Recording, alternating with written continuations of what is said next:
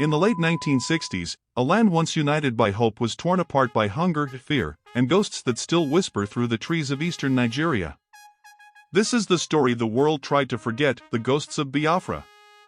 To understand the war that divided Nigeria, we must go back to a time when freedom had just been won. In 1960, Nigeria broke free from British colonial rule, becoming Africa's giant rich in oil, culture, and hope.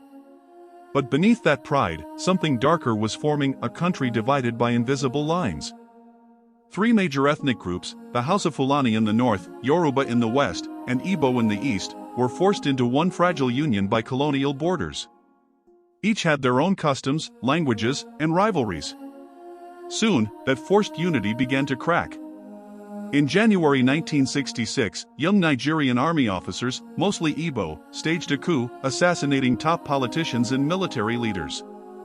To some, it was an act of revolution. To others, it was an ethnic attack. The north erupted in anger. Thousands of Igbo civilians living there were massacred in revenge, men, women, and even children hunted in the streets. Trains carrying bodies and refugees arrived daily in the east. And as the bodies piled up, so did the hatred. On May 30, 1967, the military governor of the eastern region, Lieutenant Colonel Chukwuemeka Odumegwu Ojukwu, made a fateful announcement. He declared the region an independent nation, the Republic of Biafra. For millions of Igbos, it was freedom at last. For the Nigerian government, it was treason. The federal government, led by General Yakubu Gowon, swore to keep Nigeria united, by force if necessary. And so began one of Africa's bloodiest wars, the Nigerian Civil War, or as history remembers it, the Biafran War. At first, Biafra fought with fierce determination. They were outnumbered, outgunned, but not outsmarted. Their engineers built makeshift weapons called ogbunig, deadly local bombs that terrified Nigerian troops. Their pilots flew outdated planes, sometimes held together with wire and faith. And for a brief moment, Biafra pushed back the tide. But Nigeria was relentless. With support from Britain, the Soviet Union, and Egypt, its army tightened the noose around Biafra's borders. Air raids destroyed cities, villages burned, and soon, a new enemy arrived: starvation. Nigeria's blockade cut off food, medicine, and aid. Biafra was sealed off from the world, and millions began to die not from bullets, but from hunger. Images of starving children with swollen bellies and hollow eyes shocked the world. The word Biafra became a symbol of human suffering. Foreign aid groups tried to help, flying at night to drop food in secret, risking their lives to save others. But for every bag of rice that fell from the sky, a dozen lives had already been lost. By 1969, it was said that a child died every 5 minutes in Biafra. Even today, survivors remember the taste of powdered milk from relief planes, and the sound of their mother's voice fading in the dark. The world watched and debated. Britain supplied weapons to the Nigerian army. France secretly backed Biafra. The United Nations hesitated, trapped between politics and humanity. Some journalists risked everything to expose the truth. One of them described it as a genocide in slow motion. But to most of the world, it was a distant tragedy, a story fading beneath the noise of the Cold War. And as the silence deepened, the suffering continued. By early 1970, Biafra was collapsing. Its people were exhausted: no food, no fuel, no hope. On January 11, 1970, Ojukwu fled into exile, leaving his deputy to surrender. A few days later, Biafra ceased to exist. General Gowon declared victory and offered his famous words, "No victor, no vanquished."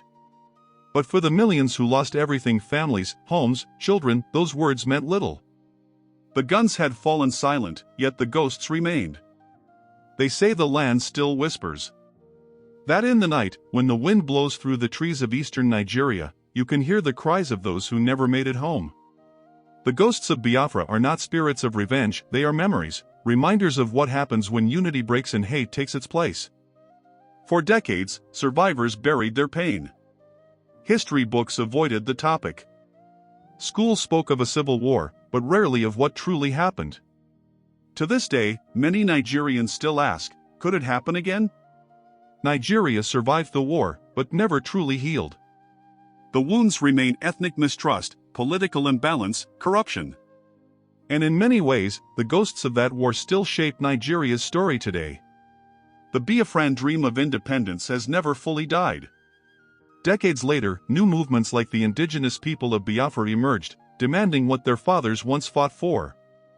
But the government's response remains the same: force, arrests, and silence. History, it seems, is repeating itself, not with bombs and hunger this time, but with anger, fear, and division. Yet, amidst the chaos, a new generation is rising, one that refuses to be defined by the past, but still honors those who fell before them. They ask, what was Biafra really about? Was it freedom or tragedy? And what does it mean to be one nation, truly united? Amid the ruins of war, there were heroes whose names never made the headlines.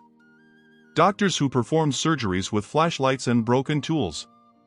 Mothers who walked miles for a single cup of water. Pilots who flew through gunfire just to drop food for starving children. And children, yes, children, who became messengers, nurses, and sometimes soldiers. Their courage is the reason any of us can still tell this story today. The Biafran War lasted just 30 months, but its shadow has lasted for generations. More than 2 million people died, most from hunger. Families were torn apart, cities burned. And for what? Power. Pride. Politics. But among the ashes, something powerful survived: the will of a people to endure. Today, when the world remembers wars in Vietnam or Rwanda, few speak of Biafra. Few remember the children who starved while the world watched. But their ghosts do not fade. They remind us that silence can be deadlier than bullets. Every generation in Nigeria faces the same question: will we repeat history, or finally learn from it? Unity cannot be built on fear. Peace cannot exist without justice. And ghosts, no matter how long ignored, always return, until their stories are told. The ghosts of Biafra are not just echoes of a painful past, they are warnings for the future. Because history is not meant to divide us, it's meant to teach us. And the lesson of Biafra is clear: a nation that forgets its dead is doomed to bury its children again. If this story moved you, don't let it fade into silence. Share it. Talk about it. And help the world remember the ghosts of Biafra.